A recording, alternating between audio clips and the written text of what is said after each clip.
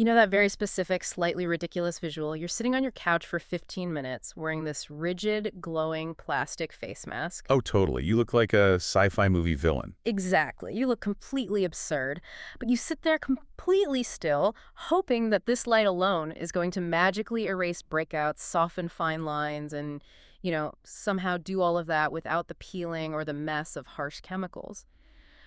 Welcome to TalkKast, because I think we all understand that very modern kind of hope. We really do. It's the dream of visible change with zero downtime. Right. But underneath that glowing plastic, a very real, very slow biological process is either charging up your cells or it's completely wasting your time. And that pension is exactly what makes this technology so fascinating. I mean, it is incredibly alluring to think you don't have to endure the irritation of strong acids or commit to some heavy prescription. Or pay for constant clinic visits. Exactly. But the reality of what's happening under those LEDs is highly nuanced.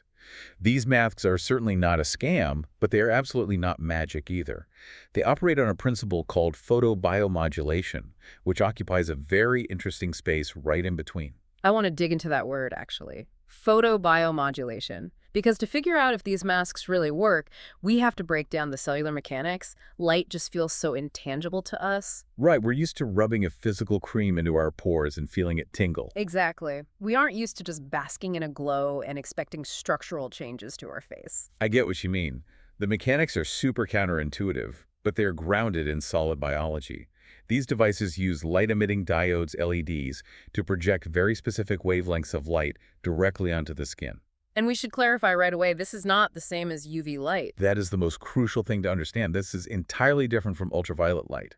UV light from the sun tans the skin, burns the surface, and aggressively damages cellular DNA. Which is what causes wrinkles in the first place. Exactly.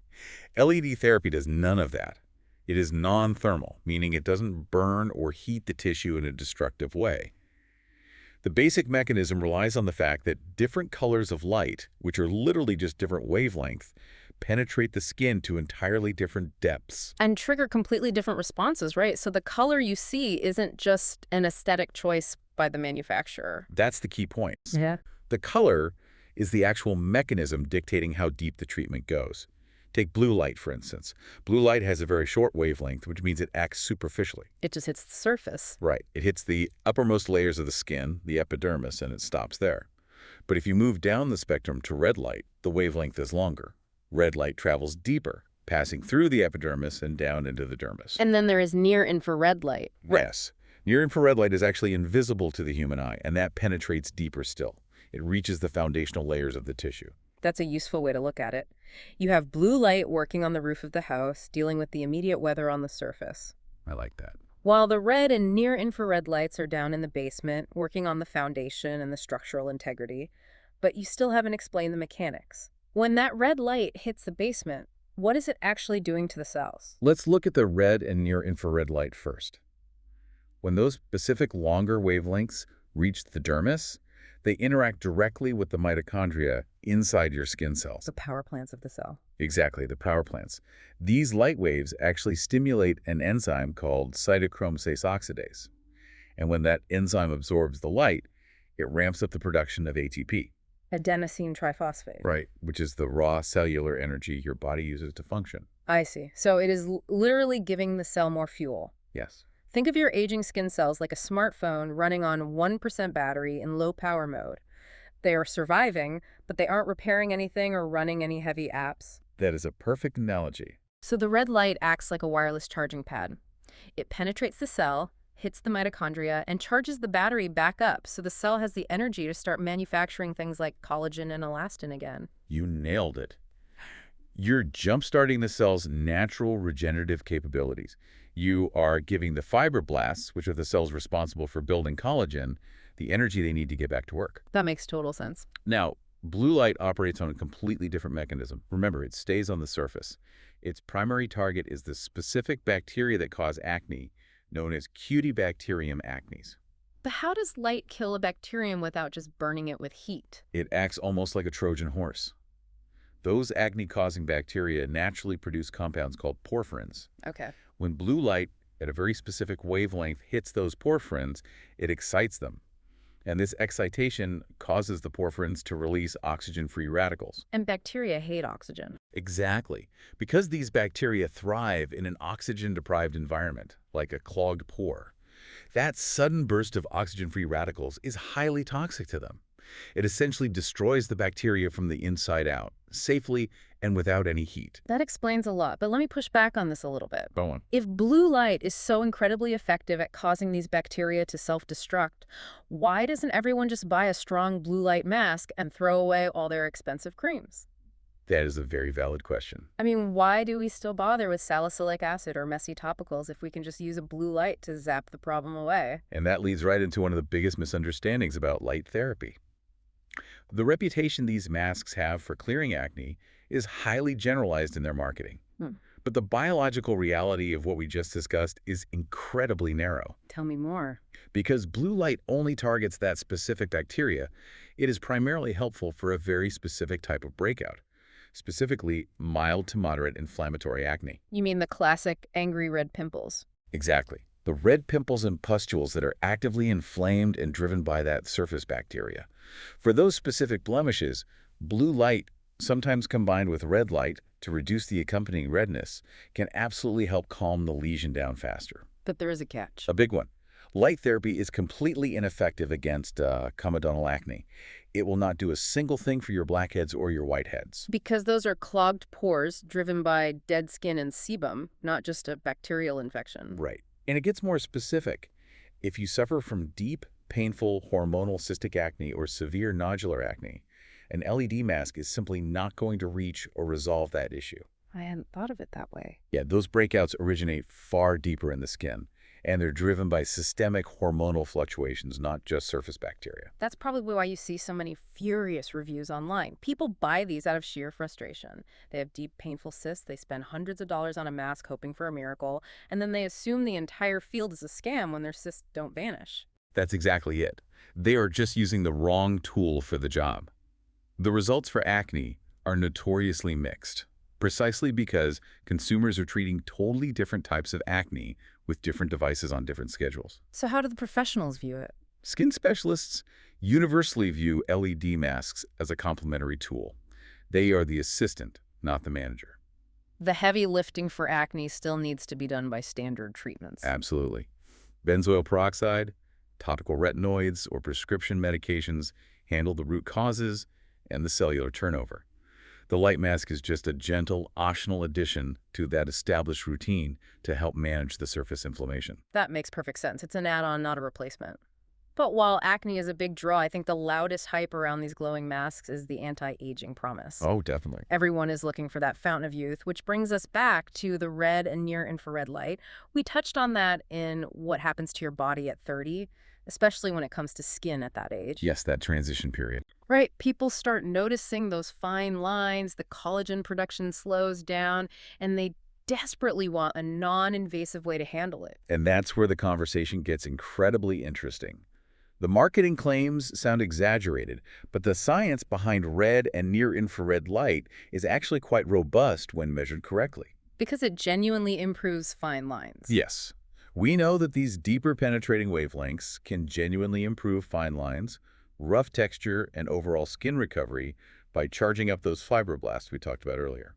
But how do we actually know it works? Like, how do we know it isn't just the placebo effect of someone finally taking 15 minutes a day to care for their skin? Or applying their moisturizer a bit better because they bought a fancy toy. Exactly. We actually have rigorous, objective data to look at. Right. For example, there was a highly significant multi-center trial conducted in 2025. Crucially, it was a randomized, double-blind, sham-controlled trial. Let's break down sham-controlled for a second because that's the gold standard here. Right. A sham-controlled trial means the control group was given a mask that looked, felt, and operated identically to the real thing, but it emitted non-therapeutic wavelengths of light. So they thought they were getting the treatment. Exactly. The users had no idea if they were getting the real treatment or the fake one. This eliminates the placebo effect entirely, making the data infinitely more reliable than someone posting subjective before and after photos online. So what did they test? This specific trial tested a home-use mask combining 630 nanometer red LED and 850 nanometer near-infrared light, and they specifically targeted the wrinkles around the eyes, the crow's feet. The timeline of that 2025 trial is the most fascinating part to me, because if I remember the parameters, at the 4-week mark, the independent clinical evaluators looked at the participants and found no clear, statistically significant improvement. Nothing at all. 4 whole weeks of sitting in the dark every single day, and basically nothing happened. And that is the exact psychological dropout point for most consumers. Yeah. That is the moment the mask goes into a drawer and never comes out again. Because you feel like you just wasted $400. Right. But the trial kept going.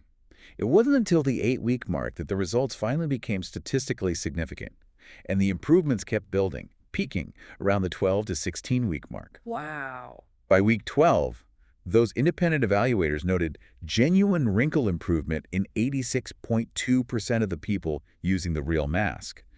Compare that to just 16.7% in the sham group. Over 86% of users seeing improvement is a massive, incredibly encouraging number for an at-home device. It really is. Mm. But it highlights the stark reality of the commitment required. It took 3 solid months of disciplined daily use to achieve that biological shift. Not a quick fix at all. Not even close. It's also vital to remember that this trial proved that one very specific device with very specific power outputs and calibrated wavelengths produced those results. Meaning a cheap $20 knockoff mask won't do the same thing. Exactly. It absolutely does not mean a cheap mask bought online will work. Which raises an important question. If I can get an 86% improvement rate sitting on my couch watching television, why would anyone ever pay hundreds of dollars a session to go to a dermatology clinic for professional light therapy? That's a great question. Aren't the home masks making the clinics obsolete? Not at all. And it comes down to power output and efficiency. There's a massive gap in the energy delivered between an in-office clinical device and an at-home consumer mask. Because the clinic panels are huge. Yes, clinical treatments use significantly stronger, highly concentrated panels of light. Because of that intense power, they can deliver faster, more pronounced, and more obvious results in much shorter time frame, all under professional supervision. I see. So the clinic is like using heavy weights at the gym for rapid, targeted muscle growth. Yeah. And the at-home mask is like lifting 2-pound dumbbells while you walk. Both are doing something, but the timeline and the intensity of the results are totally different. That's a fantastic way to visualize it.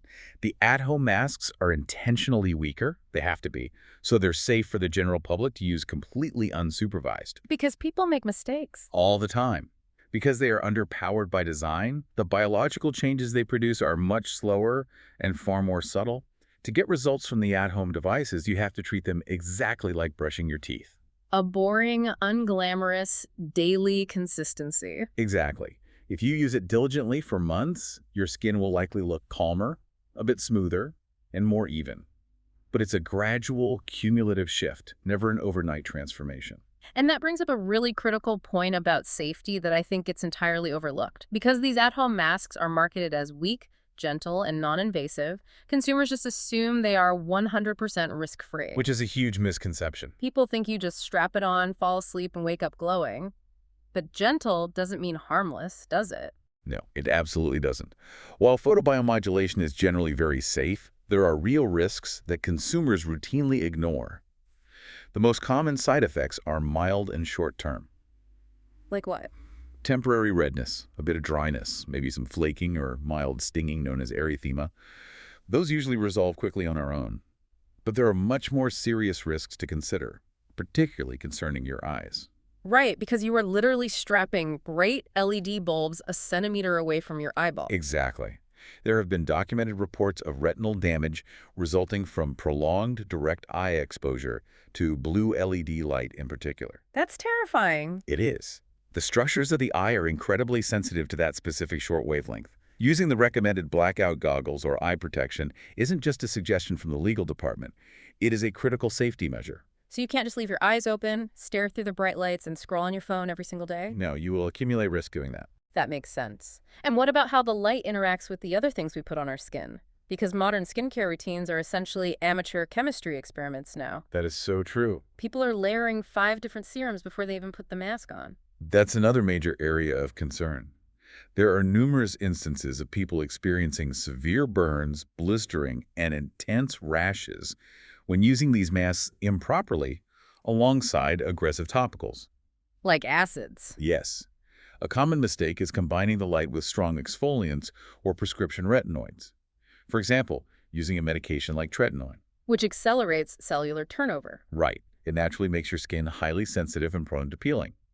So applying an active light therapy device directly over it can trigger a severe inflammatory adverse reaction. The light penetrates differently when the skin barrier is already compromised. That's a crucial warning. It also makes me think about how different skin types inherently react to light. We know that ultraviolet sunlight affects different skin tones differently based on melanin content. Does the artificial visible light from these masks interact with melanin too? Yes, it does. And this is a massive detail that rarely makes it onto the side of the box. Skin tone changes the risk-benefit calculation significantly. Tell me more. People with darker skin tones naturally have higher concentrations of melanin. Melanin's primary job is to act like an umbrella, absorbing photons of light to protect the cells underneath.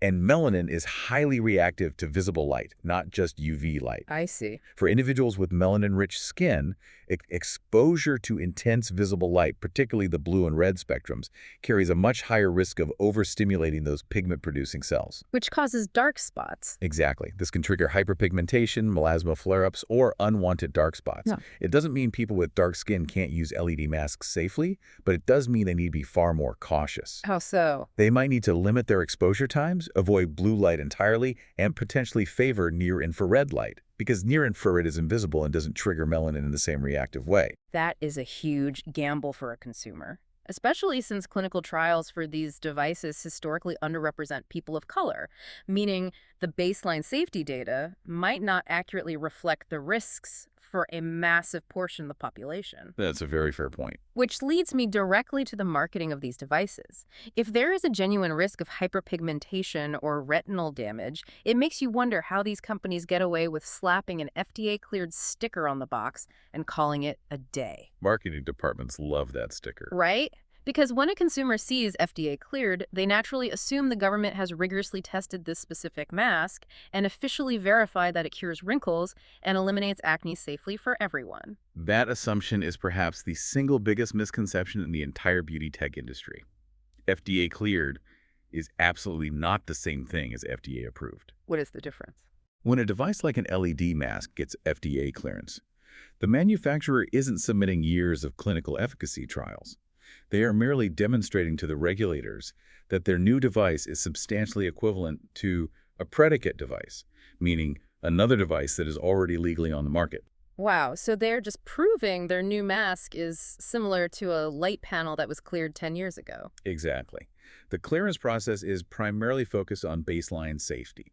It tells you that the device is considered low risk, it won't electrocute you, and it's unlikely to cause severe harm if used exactly as directed. But it says nothing about results. Right. It does absolutely nothing to guarantee that the device is highly effective at delivering the dramatic cosmetic results promised in the marketing materials. That's a huge distinction. It means the government agrees it is safe to turn on, but they aren't co-signing the promise that it'll make you look 10 years younger. Precisely. And this is exactly why regulatory bodies frequently have to intervene and issue warnings to these companies. You'll see brands marketing a mask with 10 different colors of light yellow, green, purple, claiming it simultaneously treats deep wrinkles, hormonal cystic acne, severe scarring, and rosacea. Which sounds completely impossible. Because it is. The clinical evidence simply doesn't support those massive, multi-purpose claims. The strongest data we have remains tightly focused. Blue light for mild inflammatory acne, and red or near-infrared light for targeted, gradual improvement of fine lines and cellular repair. When companies promise the world with a rainbow of lights, they're stepping far outside the bounds of the actual science. So we've unpacked the cellular biology, the rigorous 3-month timeline, the real safety risks for your eyes and your skin tone, and the marketing spin of FDA clearance. We covered a lot of ground. We did. If we pull all of this together and look at the big picture, who is this glowing plastic mask actually for? Who is the person who should legitimately spend their hard-earned money on this device? The ideal user is someone who approaches it with very specific, modest goals, a high degree of patience, and disposable income. So temper your expectations. Exactly. If you're someone with mild, surface-level inflammatory acne, and you want an extra non-chemical tool to add to an already solid routine, you're a great candidate. And for aging. If you're starting to notice early crow's feet, some lingering redness or rough texture, and you are perfectly happy waiting 3 to 4 months to see a subtle, gradual improvement in your skin's overall resilience, it's a fantastic tool. That makes perfect sense. It's also excellent for people who already get professional in-office light therapy and want a maintenance device to extend those results at home. It's a maintenance tool or a gentle biological nudge, not a magic wand. Exactly. It's a highly specific niche tool. It's not for the person chasing absolute perfection, and it is definitely not for someone who's skipping the basics. If you aren't wearing sunscreen every single day, or if you haven't tried the proven standard topical treatments for your skin concerns first, buying an LED mask is putting the cart way before the horse. I think that is the perfect place to land. We live in a culture that's completely obsessed with hacking our biology and finding a quick, high-tech fix for everything. We want a $400 gadget to solve our problems instantly. It's human nature. It really is. Yeah. But the reality of our cellular biology is that the most effective things are usually the unglamorous, consistent daily habits. A glowing face mask is objectively very cool, and we know it can do some genuine structural heavy lifting over time. But it can never replace the fundamental boring basics of taking care of yourself day in and day out. That's true. And there's one other thing to think about with these masks that goes entirely beyond the wavelengths of light in the mitochondria. What's that? To use one of these safely and correctly, you are physically forced to sit completely still, put your phone down, close your eyes, and do absolutely nothing for 15 minutes every single day. That is a very good point. In our hyper-connected, high-stress world, I genuinely wonder how much of the glow people see after a few months is just the biological result of finally giving their nervous system a dedicated moment of forced rest. Lowering cortisol does wonders for the skin. Exactly. Lowering your cortisol levels might be doing as much for your face as the red light is.